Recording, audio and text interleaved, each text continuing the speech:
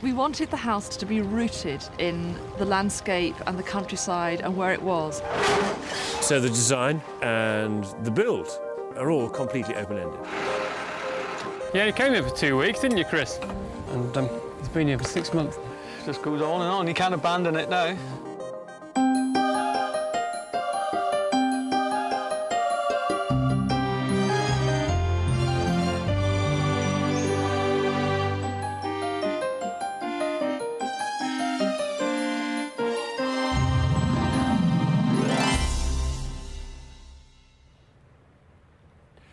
This week's couple are lucky enough to be building their house in the wild and beautiful setting of South Devon. And they're following a pretty wild idea too. They want their home to feel part of the earth. They're using old English building techniques and they're making their design up as they go along. They're not starting from scratch, but rebuilding these ancient ruined barns into their ideal family home. We wanted the house that we built to be rooted in the landscape and the countryside and where it was. And what can you have better than two old barns dating right back to 1600s, which look as if they've pretty much kind of thrust themselves out of the earth and they're built of the earth. But you're not simply going to kind of just whack in there with conventional building materials, are you? Because it's a barn of mixed materials itself, isn't it? The stone, there's also cob. That's right, there's two mud barns. walls. There's a 1600s barn, which is built of half stone, half cob. And then there's the 1850s barn, which is mainly all stone. So what's your approach to it going to be? The objective is to create the house that we want, and since environmental issues are one of our concerns, we would incorporate those into the build. We just don't like waste, really. If I could eliminate waste, that would be great. I really want to sort out the sewage system. Don't want it taken away anywhere or dumped anywhere or put in the sea. And it'd be brilliant if we never had to have someone come and take our bins away. If we could actually, you know, make everything work that way as well. Recycle everything. Yeah, recycle everything. Right, this is the kitchen door. Coming Oh, right, into not the front door. the kitchen. No, the front door's this great big arch here. Oh, right, which is there. all filled That in, one you there, see. So there'll be a kind of double height hallway coming in through there. So this obviously will be the kitchen. This is the kitchen, and you have to imagine that wall doesn't exist. Right. And what in fact there is a glass atrium that goes out beyond, Really? which we hope to plant full height citrus trees coming up through, because it's right down to the basement level. Fantastic, so it'll be sort of split level. Oh, through Mind the mud. Mind the mud. Where is the Mr. There's a big hole full of mud there. So what's this down here? I mean, it's a dung heap at the moment, but I mean, what will it be? So that's the garage, that's the lower ground level. Okay. And the utility room. And the utility area. Double garage. Double garage, yes, these two pillars. That's not very eco. Well, no, it's not very eco, But it's a fair point. but it's very necessary, Very yes. necessary and pragmatic living in the country. Absolutely. So above it, what will happen? Well, the floor level, finished floor level will be about where those two ledges are. Yeah, and above here is there another story? Yes, another story above, which will have the bedrooms and bathrooms and that sort of thing. Okay. Working with an existing building normally gives you some idea of what you're going to end up with. But in this case, I'm finding it really difficult to visualise an end result, and I'm not the only one. The philosophy of the project is to leave decisions about interiors and decisions about how the building evolves until they naturally occur, so to speak. Does this mean that you don't have any completed architectural drawings for this project? Well, we certainly don't at the moment, no. So the design, the planning to some extent, and the build are all completely open-ended? Certainly not open-ended, no. By the end of August, we should have a watertight building. We've then got 2 to 3 months, perhaps a bit more, to finish out the inside. Obviously, a lot of the inside can be going on during that period, but to finish the inside in that time. And when will you then move in? Before Christmas. Definitely before Christmas. Definitely before Christmas? Yes. The 1600s barn will have a new thatched roof and will be rebuilt using the original stone and mud. The 1850s barn will have a slate roof and huge new windows, plus a double garage. Sue and Martin want to rebuild these barns in the same meticulous way that they were built originally, but at the same time incorporating energy-efficient 21st century technology. Decisions about the interiors will be made as they go along.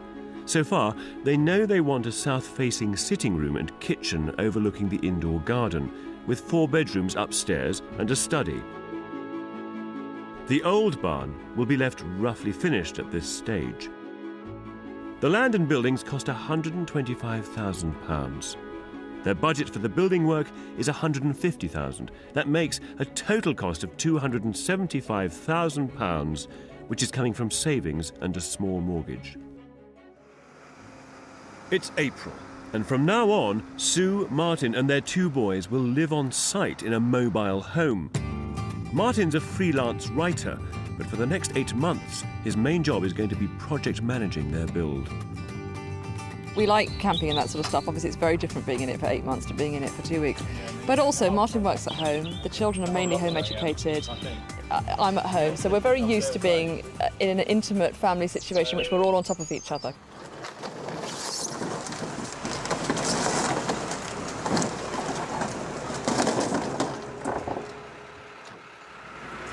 Well, after a slight accident coming up the road, there's now the question of actually getting the caravan onto the premises. Now we've got to see whether it will come, well, it will come off the lorry, I suppose, whether it will work its way around into the yard. If not, I haven't a clue. Everybody we've met today has said, if you want to push, we'll be there. So it could be people power. Hold it, hold it! Oh, we want to go straight down there. We knew there'd be some problem getting it in, so that was to be expected, but it's a bit unfortunate it's got a hole in it. Sue and Martin have just spent their first night in their happy holiday home. They're going to have to last at least 7 months in this, or so they hope. And you are, aren't you? Just next door. It's pretty close, isn't it? A few feet away. We're going to see it all happening. If that wall came down, yeah, it luckily, would take the caravan out. But it's not the one that's it's coming not the down. one that's coming However, down. all the roofs are coming down. Right. So there is quite a health and safety issue, I think, really, Yeah. particularly with 2 small children of 3 and 5. Lock the doors, shut the windows, and Well, this you'll is... have to be wearing hard hats indoors. I hope not. I can't wait to see this archway open up. And Martin will have a good view of it from the project management office too. This is the executive suite. It is indeed the nerve centre of the entire thing. This is where we're going to run the project the from. site office, in other This is the words. site office, yeah. This is it. It's tiny, isn't it? Oh, no, it's big. It's adequate. It'll be fine. Out come the beds. Out goes the cupboard. Big chair, nice swivel chair probably. Good feng shui, powerful position. You see people coming in the door. You can look out at the works going on there, sitting here at your computer, tapping away. I can't believe there's any good feng shui in that. Living on a building site doesn't faze Sue and Martin. They've been down this road before. When Martin and I first met, we discovered that we both wanted to live in a castle. And we did live in one. When we first saw the Chateau d'Azur on top of the hill, it was exactly as you would imagine Sleeping Beauty's castle. Welcome to the ancient hallway of the chateau. They bought this chateau in France for only £60,000. You can see the potential grandeur of the staircase. After working on it for 5 years, they realised that restoring 17 rooms might take longer than they'd thought. So reluctantly, they sold it, making a profit of 60 grand. When we came back from France, we knew we had to rival it in some way. And we knew instinctively exactly what we wanted to do. We wanted to build our own house. It took 4 years to find a plot, but after making a further £145,000 doing up another house, they're now ready to put all they've got into building their family home. It's day 1 on site. The very first job is finding out how much of the original stone is strong enough to stay. The man in charge of the building work is John Watkins. John's used to doing barn conversions in the area, but he's not used to working without anything on paper. My initial feelings were one of absolute total horror because when I first saw the job it just looked like sort of a builder's worst nightmare. With this sort of project it's always a problem because you never quite know what you're going to find. My main worry is the relationship with us and Martin and Sue because of their having to make decisions and living so close, they're never able to get away from the building site because they're staring at it every day. So I think that's my biggest fear, is that the relationship will break down, so communication will break down, and then it actually gets quite complicated. Sue and Martin's other key relationship is with their architect, Adrian Slocum. I don't think this approach to building work is for everybody. Sir Martin want to create a space for themselves and their children that is of the earth, creating something that breathes and that is healthy and feeds the soul. No, not with that knife. Adrian's wife, Sam, calls herself a spiritual homemaker, and she'll be developing ideas for the interior layout with Sue. Like Adrian, she doesn't work from plans. It's not going to be cast in concrete. It's going to be about dialogue, discussion.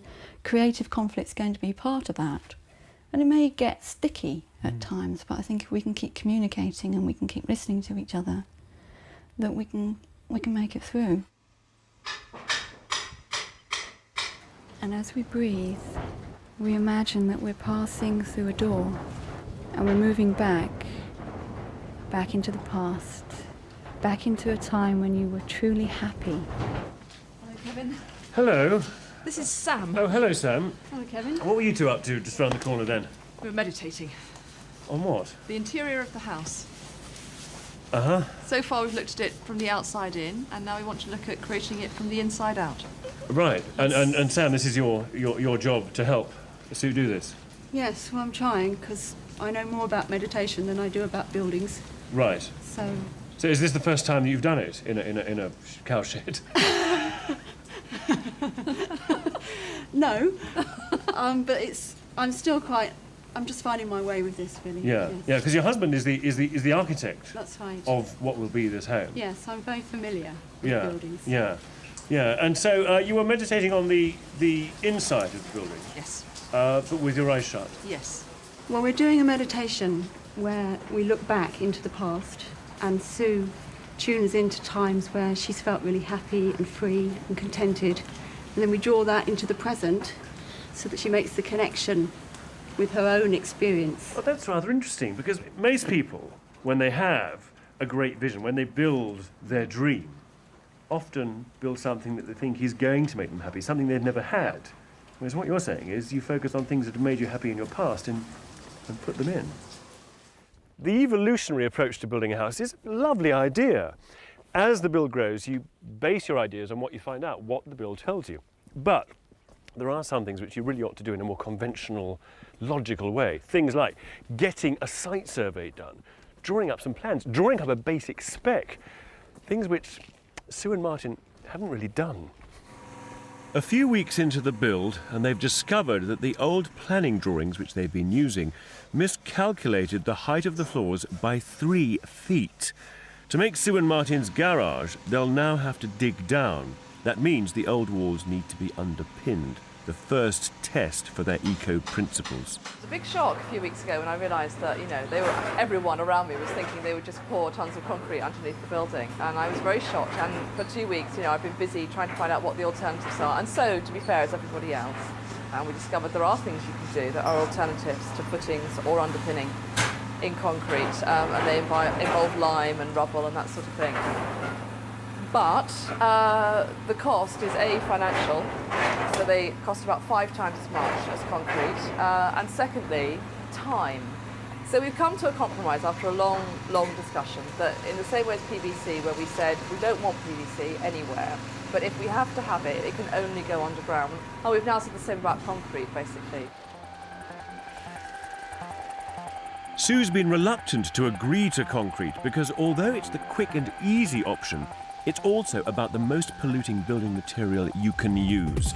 The manufacture of its main constituent, cement, produces 10% of the world's man-made carbon dioxide. It is inevitable that if you try and use a green approach to repairing an old building like this, that you will have to compromise somewhere. Now, Martin and Sue have already reluctantly agreed to use concrete in the 1850s barn over there to shore up the foundations. But they have used here mortar made with pure lime on this much more ancient wall. Lime is an environmentally friendly alternative to cement. It allows the walls to breathe and move, and it was what was used here originally. Because it never sets rock hard, Chris, the stonemason, can clean off the old stones and reuse them. Lime putty usually comes ready-made from specialist builders' merchants, but I asked John to show me how to make it. It's quite an explosive process. How much are you going to chip in? All of it. This lime started out as limestone, which is quarried locally. It's then burnt, forcing the moisture out, leaving it with an avid thirst for water. So when you add water, it reacts pretty violently. God, that's incredible. That's too hot to touch, in fact. Now, what's the difference between what I'm stirring here and what Chris is using over there? Same stuff, isn't it? Just he's Exactly the just same stuff. waiting 3 months for it to slake, and then. It's been sitting there for 3 months. What's so he it's mixing well it with? An slaked. aggregate? Some He's sand? mixing it with quite a coarse sand. As for the concrete being used in the garage to shore up the old walls, it isn't being put underneath them as foundations, it's being set against them as a retaining wall. You're examining your dam. So your new car park is down there. Our garage is So you've there. got to excavate all of that Yep. out. And beyond. And beyond, yes, down to the drive. Good Lord. And I remember you saying, so you didn't mind having concrete there, but as long as you didn't have to look at it. Well, it's the smallest amount of concrete you can possibly get away with. So all of these discoveries, do they mean that the budget's gone up? The budget's going up because we're making, in some areas, more rather than less expensive choices. For example, we're going to have far more oak in the building than we probably So it originally is going intended. up. I think it will end up higher than we'd initially planned. And does your kind of relaxed developmental approach to this build, is that still hold? If you want to react to a building as you work with it, it's the only way to go. If you just say, right, the architect's plan is X, and there it is in plan form, we're going to follow it, and you set it all in concrete at the bottom, you then can't alter it as you go up. Whereas if you can, to an extent, create the house, and then set everything firm at the end, you've had a real chance to let the building have its say. And concrete may be an unwelcome addition, but Sue's determined to give it some spiritual meaning. This is a piece of the Berlin Wall on the day that it came down. And this is one that his dad picked up at San Paulo. And this is a crystal from the Sahara Desert. So we're going to bury them now. And then if we walk down, we'll know there's hidden treasure under here. So we won't just think about the rather horrid concrete, we'll think about all those beautiful treasures from the earth that are glittering under there. They're 2 months in, and contrary to my expectations, I have to say, Sue and Martin's organic vision is going to plan. But Sue has had to compromise her eco principles by accepting much more concrete than she wanted, both hidden and where she can see it. And there's a long way to go. So, the big question is, how many more compromises are there ahead? The success of the modern brick is all thanks to the Industrial Revolution. All that mass production, all those canals helped spread its popularity 200 years ago and more. But before that, well, people built with whatever they could get their hands on, with stone or timber, for example. Down here in Devon, they had precious little of either, so instead, they built their houses out of mud, or cob, as they call it here. Sue and Martin are using cob to restore their walls in the 1600s barn. Cob's a mixture of earth, straw and water. Come on, Hugo. Jump on. All right then.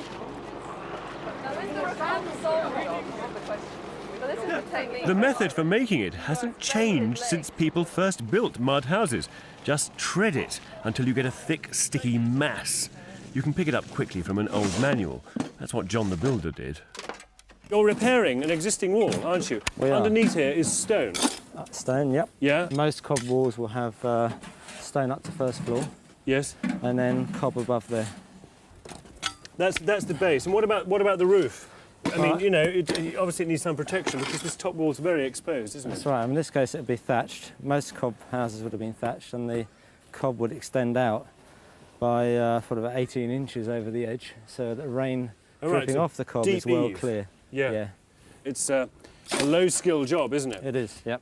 I mean, I've learnt to do this in, it would appear, 1 minute, and I'm sure I could get a little faster, a little better as time passes, but in fact... Come on in. All right. Let's talk more action. That's right. Using mud from your backyard is about the most sustainable way of building I can think of. Here in Devon, there are more mud houses than any other part of Britain.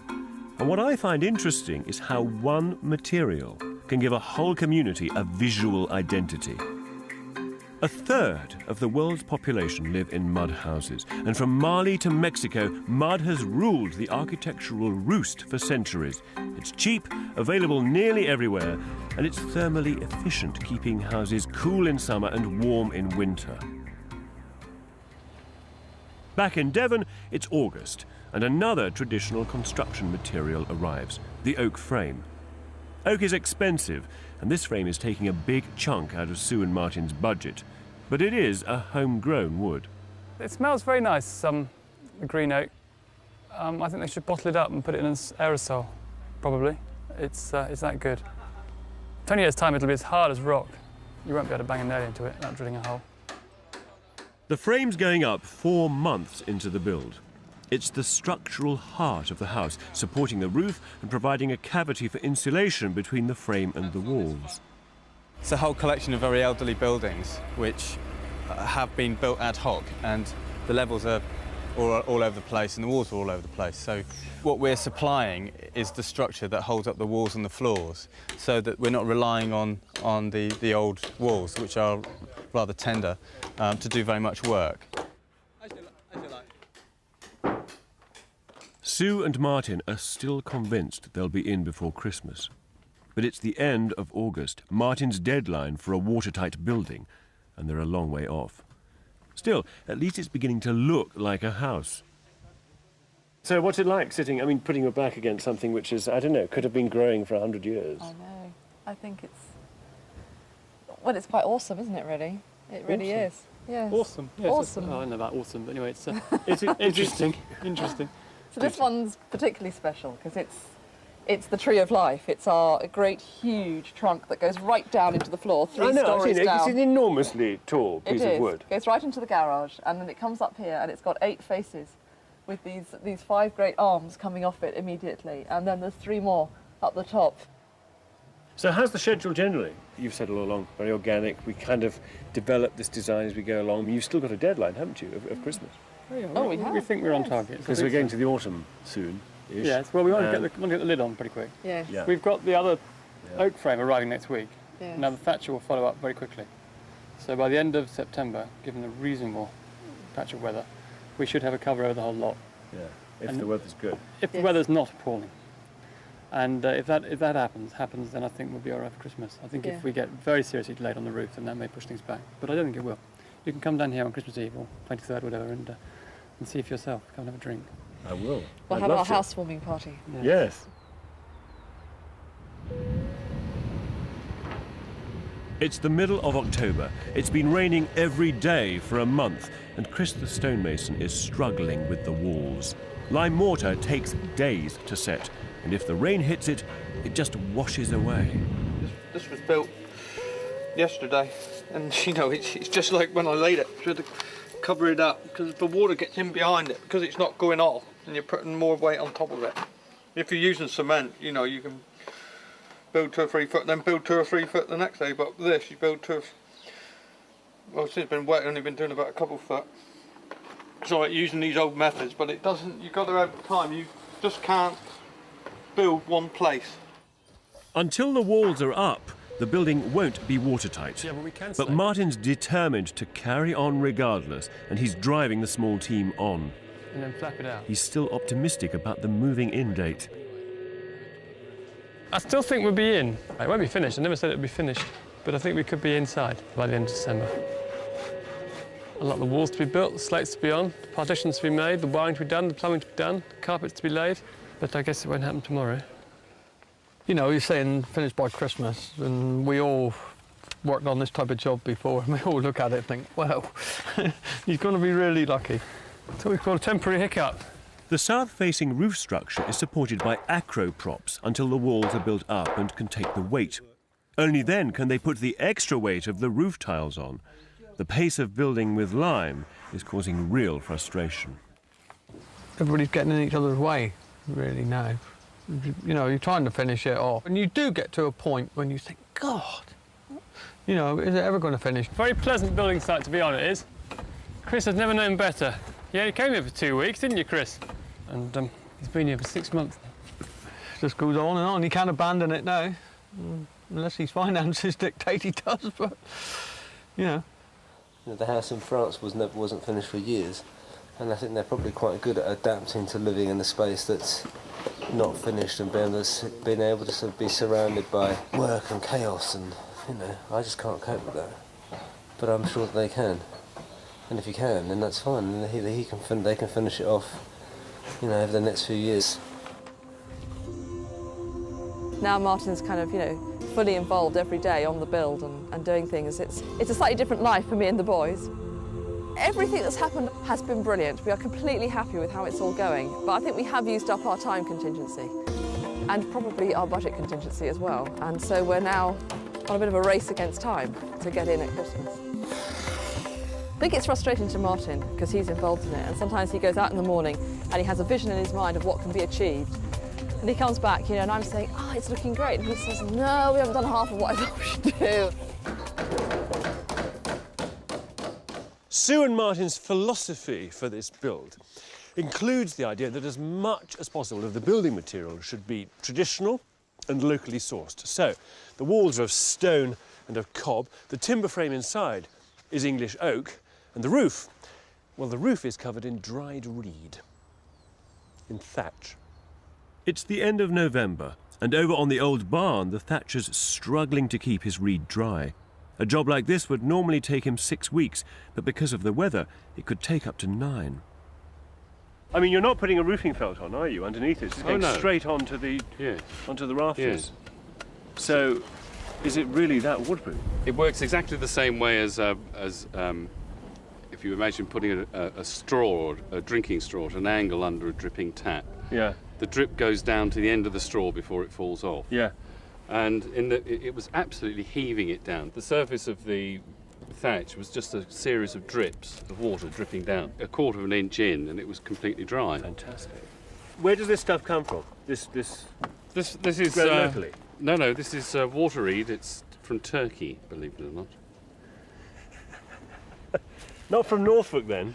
Not from Norfolk, no. Why not? That's where they grow it these days. They can't produce enough to supply the thatching industry. So it comes from Turkey? Turkey, Poland, Romania. In terms of environmental impact, you know, you have to transport the stuff, don't you? You have to get it over here in the first place. Yes, it's not an ecological success story. No. It's a shame we don't produce enough reed in Britain. It's such a traditional product, and the thousands of miles it has to travel across Europe to be imported seriously compromise its eco-credentials. But then finding truly environmentally friendly materials to build your home is a real struggle, as Martin knows from experience.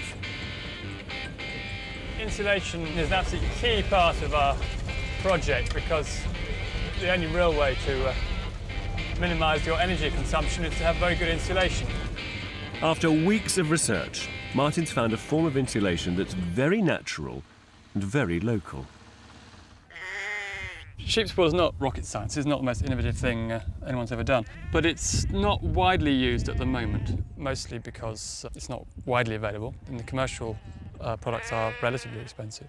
But it's a real problem with environmental building is that these products are all so expensive at the beginning. It's like solar energy, everything else.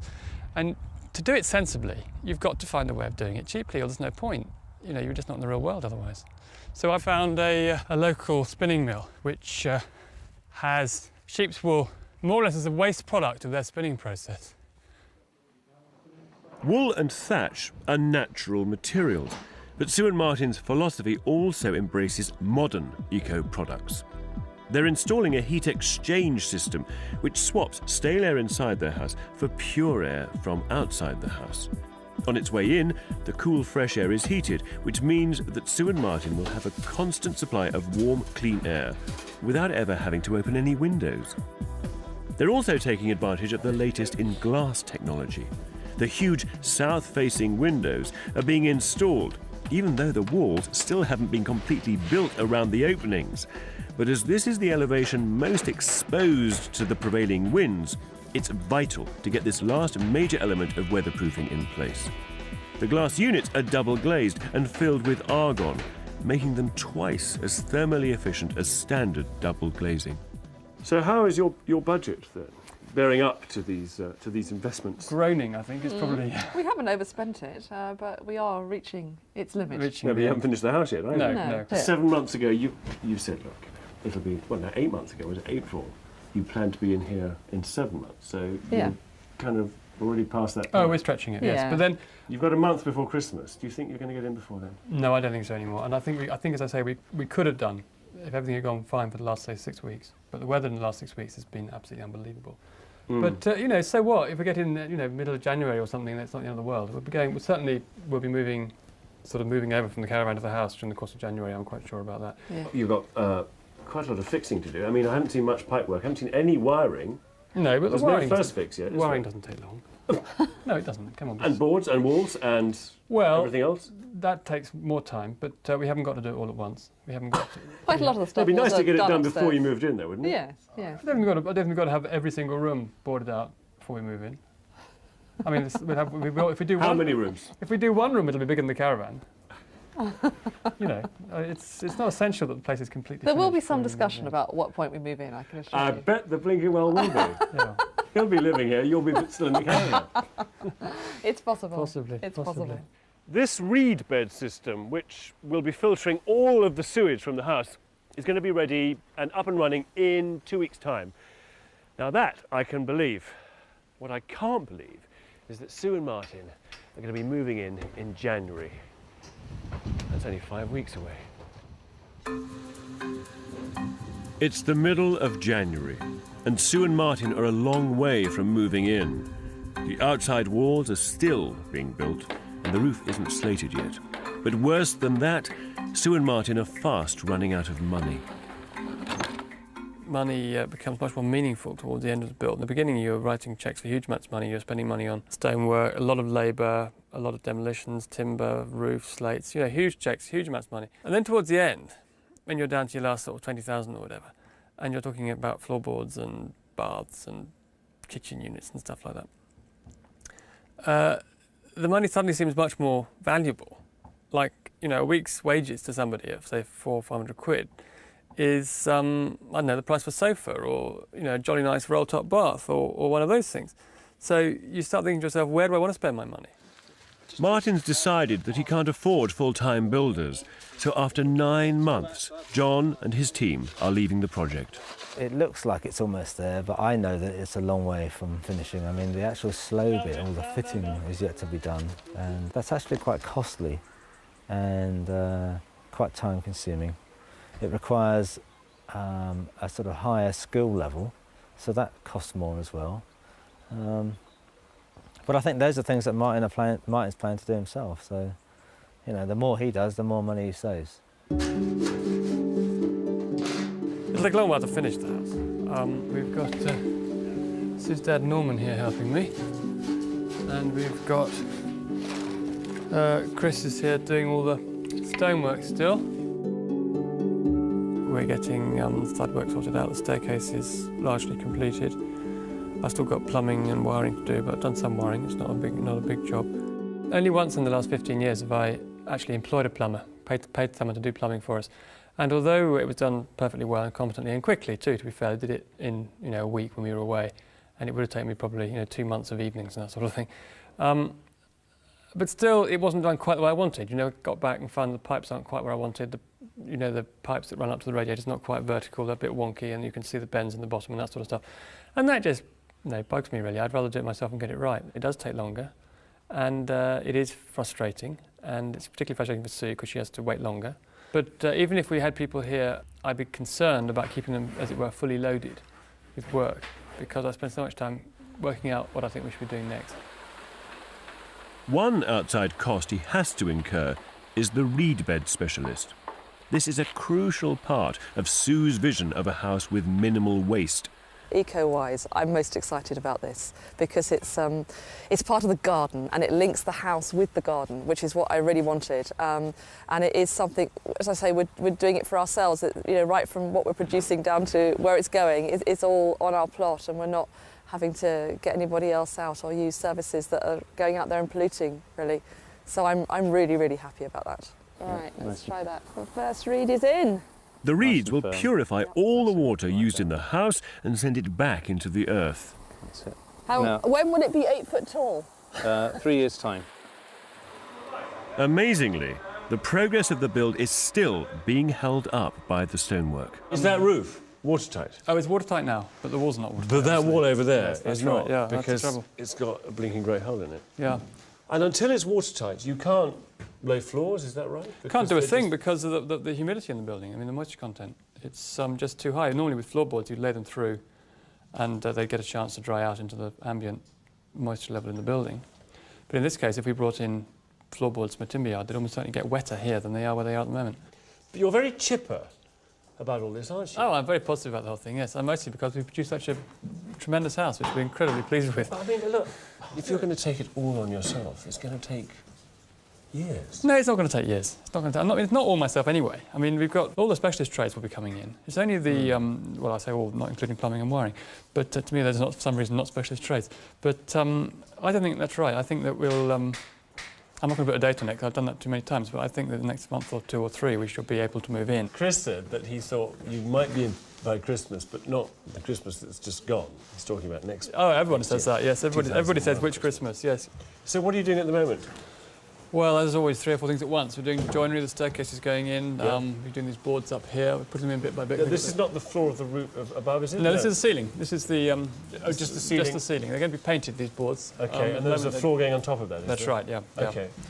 What else are you doing? Well, wiring, plumbing, all the services going in. So all the first fix. Really. Yeah, basically first fix stage. I mean, all that's done. And meanwhile, Chris is rebuilding. Meanwhile, Chris is still building outside rebuilding the wall in the rain. That's right. I mean, that's what's so silly about it. But what? And you've got a what can we bit do? more stonework to do here. But I mean, how much more stonework? I mean, a couple of weeks, 3 weeks, a month? How long, Chris? About 3 or 4 weeks. Finish the stonework. Yeah, end of February.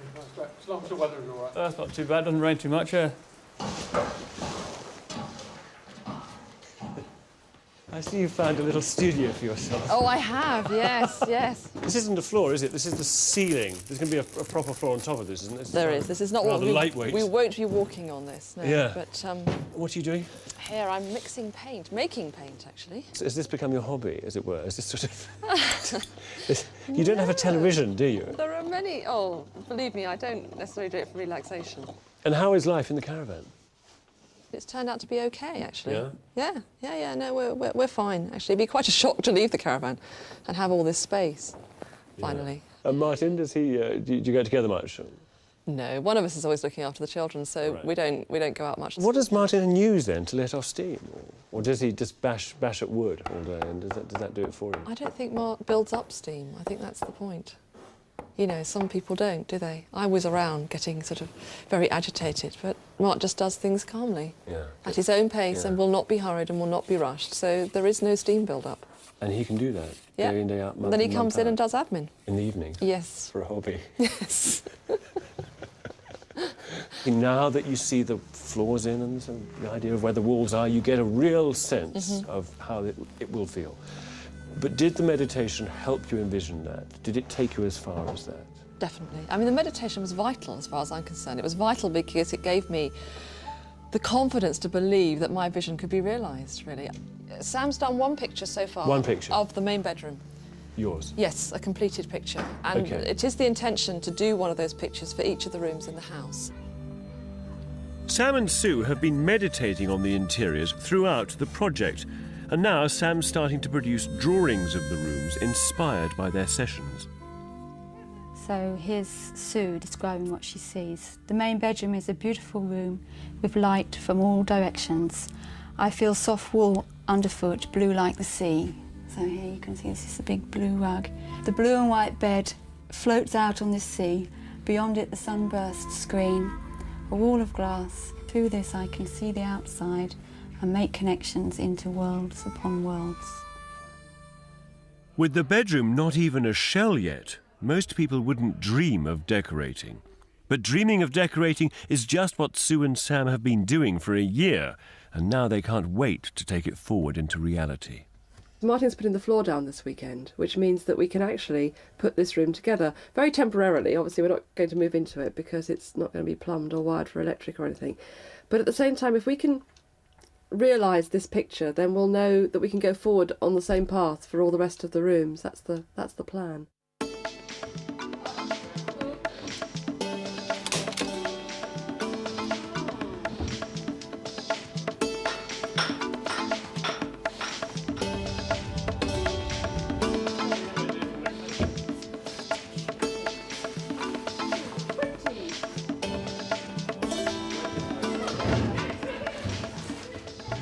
Sue and Martin wanted to move in after 8 months, and they've been building for, well, nearly a year. But at last, it's starting to look like a house. So this view, is this how you'd always imagined it to look? When I first came down here to push the children on the swing and saw for the first time what we created, because this is after all the front that we've created, because it didn't exist before, it was just very exciting, really. And it's what everyone sees from the road, these great big windows. As you drive around the corner, this is what you see, isn't it? People keep stopping and saying to us, hey, it looks great. People It suddenly looks like a house, you know. Yeah.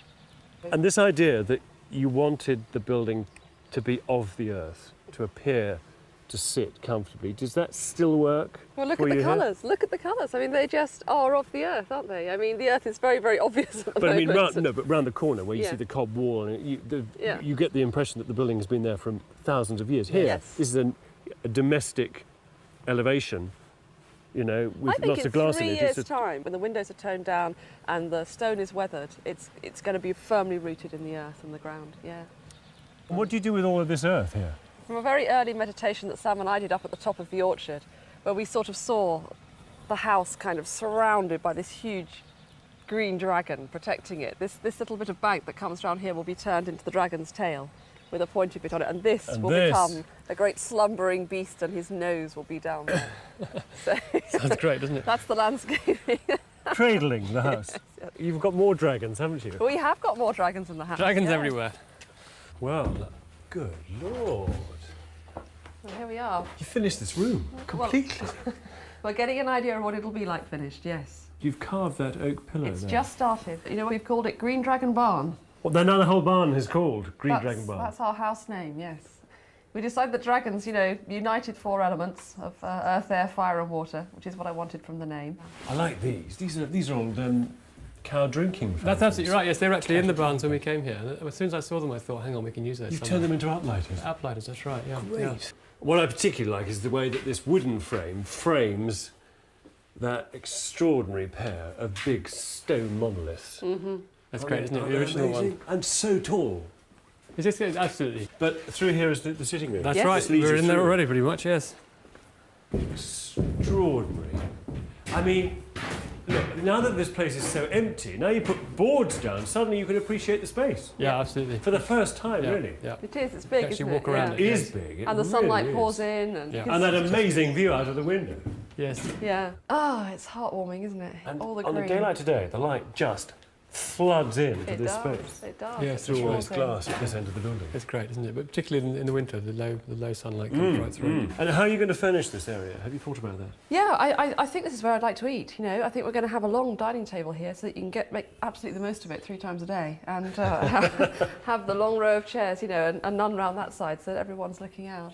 That's the plan. Looking at it as it is now and thinking about how this room's going to be, there's an awfully long way to go, isn't there? You've still got your floors to lay, you've still got walls to finish, you've got insulation to put in. Insulation to put in and the wall to do, but there is only this wall. The rest of it is pretty much as is. So the rest of it's going to be stonework. That's right, yes. And this is the kitchen. This is the kitchen. And there's a substantial hole left in there. A modest hole, small hole. I think that's a big hole by anyone's standards. It's the last hole, that's the important thing. 2 days work, you're 2 days too early, Kevin, that's the truth of the matter. And then your stonework will be complete. Then stonework will be largely complete. And your house will be weathertight. Yay! At last. But this well here, this is going to be your garden, isn't it? Your indoor garden. This is the internal garden, yeah. Yeah. So you can walk out over it. When we first met. That's right. You said this wall's going to go, and there's going to be a big, full-height garden here with giant citrus trees. That's right. That's right. And here it is. And there's the space, and I'll be planted one day. There's the shovel. Come on, let's go upstairs. This new staircase. It's all your own work, isn't it? Well, I didn't make it, but I put it together, which is hard enough in itself. What are you doing? You haven't moved in, have you, up here? Not quite. No, not as such. We're just trying it out. This is interior Bedspread design. and all. We're trying out colours and ideas, and well, this is the one that, you know, Sam and I really got a long way with her picture. I remember, yeah. Yes, so now we're trying to recreate it. So I must say, I can't wait for the day when I wake up and see that view. It'll be a good day. We're trying to see if we can get those colours, you know, trying to create that in order to, you know, carry on the inspiration through the rest, really, and get other drawings. So where's this woody big screen thing? Yes, this is the sort of window that's coming here, which allows us to see... Between you and the the well down there. The atrium, yeah. So we With should the be able to see plants. the very tops of the citrus trees and out into the garden, yeah. Right. That's the idea. Yeah. Yeah. So now, where is your bathroom in relation to this? Your A ensuite? door through here. They're just here? Yep. Yes, it's So you'll- this side of the... Yeah, it's not a particularly huge one, is it? No. But then, you know, actually most of the rooms are not vast in this house. None of them are vast. Quite modest, really. And Robbie and Hugo's rooms are now up here. That's right. This is your doorway through, isn't it? And you've got one Yeah. room there and one room there. And this is your theatre space. That's the... This is the theatre space. much discussed theatre space, that's right. So how far is this dream realised then? How far have you got, do you think, down the journey together? I think all the inspiration is here now. You know, you just feel like it's there. And I can't take it in. Sometimes I come out of the caravan and I walk into this place and it's pouring with rain or something. And it fills me with joy, it really does. And I'm not someone to whom that happens very often, but I do feel that it has got, in every inch of its kind of structure, things that are deeply part of me. I just wonder that where you are now, Martin, you know, to an extent, you're going to want to carry on working on the place, that it becomes a very open-ended project. Oh, it does. But fortunately, we've got room, you know, such as this, for example, in which to take that To project carry on to carry working on forever. I mean, you could go on for as long as you Phase wanted. 2 and Phase Yes, 3 I mean, already there is lined up. Yeah. There are buildings. Because you've got no builders now, it's you, isn't it? Essentially, it's down to me, and that's fine because we can take it more slowly. If it's single-handed from now on and you've got all this boarding to do, walling, flooring, so forth, I mean... Well, I go on doing it full-time for another month or two, and then Yeah. it'll be more part-time gradually. Once Okay. it's habitable, I'll do it sort of... Which will slow down. It'll slow progress. down. So is there a danger at any point that you could just run out and find well- yourself minus some essential walls or insulation? I think not. I mean, we did project the whole thing on the basis that we'd end up without a mortgage, which would have been fairly miraculous. As it is, we'll end up with a mortgage, and if we have to, we'll end up with a slightly bigger mortgage, but we'd rather not. Yeah. No, but you have put into practice for the first time properly and fully a philosophy and a Yes. belief We have. about building. your space, your life, and translated it into a building. Yeah. Yep. And that seems to be very important. And It at is the same important. time, we have kept life in balance. I mean, I think the balance is important. We are okay in the caravan. This has not totally tipped the scales to become an obsessive thing. And if we don't get it done by a certain date, it's absolutely appalling. Do you know what I mean? It is actually okay. You've got to live the process as well. We've yes, lived you the can't just process sort and of- we're happy in it. Yeah. Yes. Sue and Martin have spent around £200,000 on the building work so far. They've got some fabulous interior spaces, and I'm sure this will be a very welcoming and healthy family home. But with Martin doing all the work in his spare time, there's an awful long way to go. Any self-build is something of a step into the unknown, but Sue and Martin's approach is braver and wilder than most, with no drawings, no schedule of works, no clear design. I have to say I would not take such a risk. It's a bit like going on an adventure without a map or a compass. I mean, the whole thing becomes totally unpredictable. To be fair to them, of course, they have embraced the risk and the romance of that unpredictability. But as a result, I think it'll be a long time before they're safely home.